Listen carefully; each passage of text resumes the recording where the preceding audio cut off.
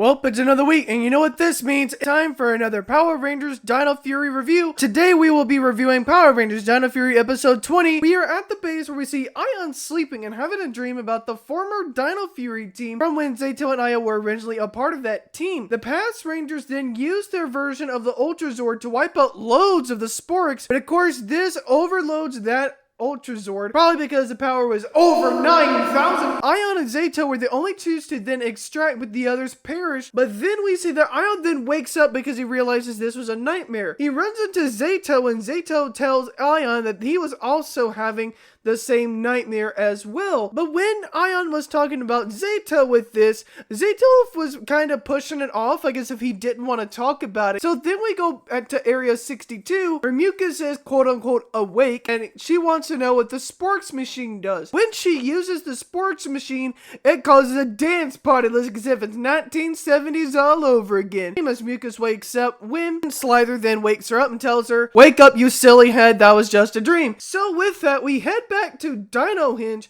where the Power Rangers then dug up the two keys that we saw from the episode last. And so then they look at the keys, and the two keys that Zato then shows them, the white key removes magical curses that's put on them, and the black key is a shadow key which opens up black holes. When people ask, why would you need a key for a black hole? Which we find is being used at the end of the episode. When they are formed, they form the Cosmic Dino Key, which allows them to create a portal to anywhere on the universe. We then go back to base where Zolan then finds a pulse on a planet where if the Cosmic Dino Key is used, they can go to that planet. And so they open up the portal with Aeon's Morpher, and Zato is the first one to go through the portal. He is scanned on the planet, and then he is attacked by quote-unquote old Rangers, which we find out are imposters from the planet. Zato then gets stuck in that dimension, another nightmare situation. Ion tries to use the Morpher again to get back to that dimension, but it is stuck, and Zolan tells them the only way they can use it is if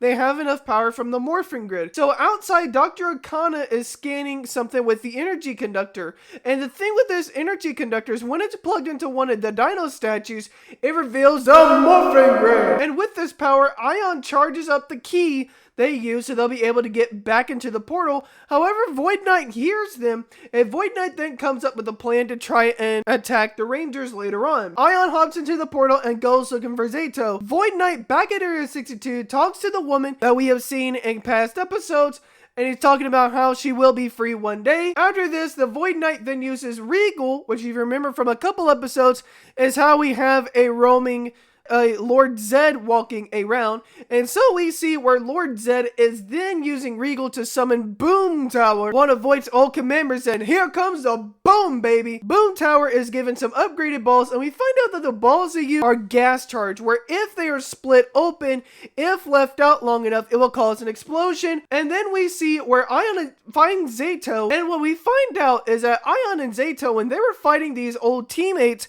these were from the nightmares they had been having, where everything these teammates were saying, they would repeat it over and over again. The Rangers go to where there was a Sporks beast, and Boom Tower 2.0 confronts him, so the Rangers then morph, but when they try to use a morph or use a key, an explosion goes off and knocks the Rangers on their feet. And then we go back to where Ion and Zato were, and Aeon uses the good memories and dreams to help the old Rangers snap out of their nightmares, which then leads the Rangers to turn into some kind of portal. And this portal is a talking portal and tells them how the reason that they were attacked is because the portal wanted to attack their planet. So what he did is he scanned Zato to make them fight their nightmares. But when they were proven innocent, Zato was then given the chance to go back to Earth to help the current Rangers. With this, Zato goes back and uses the Hyper Dino Key to take on Boom Tower, and it works for a little bit, but then we see Boom Tower knock the rest of the Rangers down. Ion does find the Shadow and Light Zord, which basically are twin Raptor Zords. I think this is pretty interesting, and I like the color choice they went with this. So then we see where Ion then comes back to Earth and uses the Shadow Battle Armor to take on Boom Tower 2.0. He is able to do this. The black hole opens and forces the cannonballs into it, so Boom Tower then can't use them anymore. So then the monster gets big, and it's Megazord time! The Gold Ranger uses the Mega Saber with the other Rangers, and the monsters take down the monster of the week, from a couple months ago. Yeah, I know this is still confusing. The Rangers then rush back to Dino Hinge, and where Void Knight has stolen some of the equipment that Dr. Arcana was using, meaning we now have our clip favorite for episode 21. I thought this was a pretty eventful episode. I like how they went with the story, and they had some cliffhangers for what could be happening in episode 21 and later on in Dino Fury Season 2. I'm going to give this a 5 out of 5 because I didn't have any issues with it too much. What you guys think about this episode or this review? Let me know in the comments. Also, if you have not done so, make sure you leave a like and subscribe if you made it this far. And here's my review from episode 19. Until next time, I'm Major Michael, and I will see you guys in the next one. Go Power Rangers. Also, consider becoming a Patreon or a member where you can get some early access content.